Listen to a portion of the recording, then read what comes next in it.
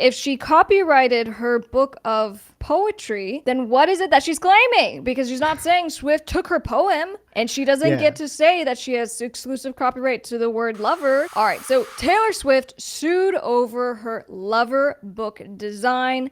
And so this was the book that came with her record, but she's being sued by author Teresa Ladart, accusing her of basically infringing her exclusive copyright. Now we're going to do a side-by-side comparison so you guys can kind of see what's going on here. Let me pull this up right now. All right, so on the left here we have the poetry cover, and then we have Taylor Swift's deluxe edition cover. And and we'll go through the actual complaints. I have it here. You guys know me, I'm always going to have it.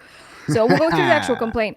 But just to kind of give you the lay of the land. So when I kind of looked at this, my initial thought was, for a copyright infringement lawsuit, this is interesting. What are the claimed elements that were allegedly copied? And so we'll read through it, but some of the things would be, for example, the pastel pink and blue. And now it doesn't quite appear blue. Maybe that's a very, very, very, very, very light blue. I don't see a Teresa's blue cover. It does look like a off-white. Maybe I was gonna say maybe the white is off-white, and if maybe she had their reading glasses on with those tinted lenses, the UV lenses.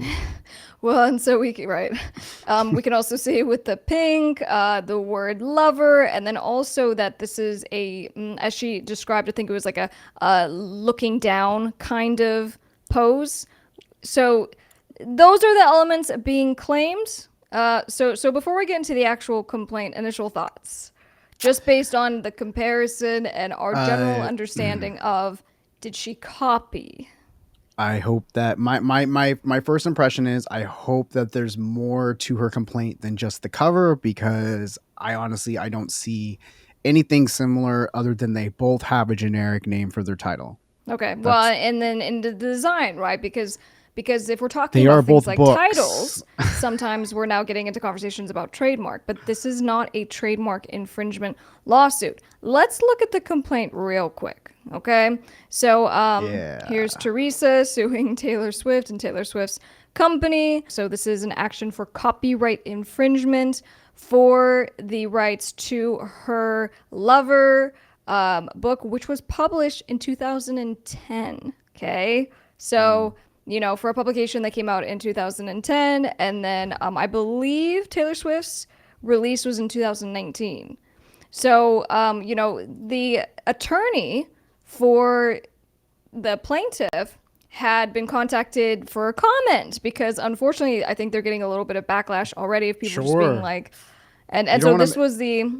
You don't want to mess with Tay-Tay's fans. This was a statement from the attorney. It's been a bizarre day, as this was filed less than 24 hours ago. Glad to provide some insight, as many commentators seem to think this was poorly undertaken. Initially, it's important to note that Miss Ladart feels strongly that her work needs to be compared with that of Miss Swift's before conclusion is made. And that's why I specifically wanted to start with that comparison.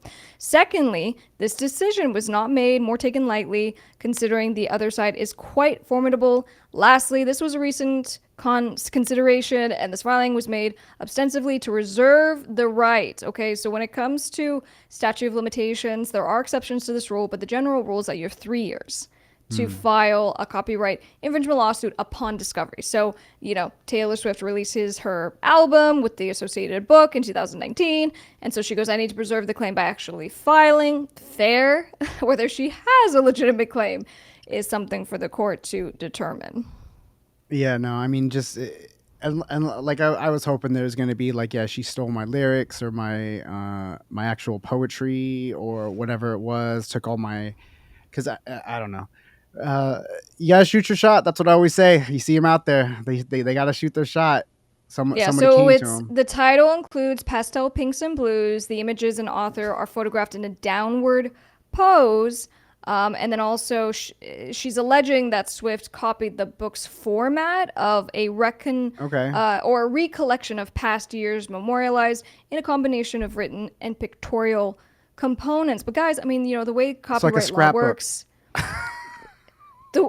Copyright typically does not just kind of, using the word ostensibly goes to just protect general ideas and concepts, right? We want to actually take the literal thing, right? So if she was saying, for example, I should be the exclusive copyright owner of the word lovers, she wouldn't be, because that's not how copyright works. You can't just say you're the copyright owner of one word, but you can be the copyright owner of a phrase, for example. But it just kind of depends. So this one's a little bit tricky, I think, for the plaintiff. It looks like it's a bit of an uphill battle at best. Right. If she copyrighted her book of poetry, then what is it that she's claiming? Because she's not saying Swift took her poem, and she doesn't get to say that she has exclusive copyright to the word lover, and the designs are substantially different.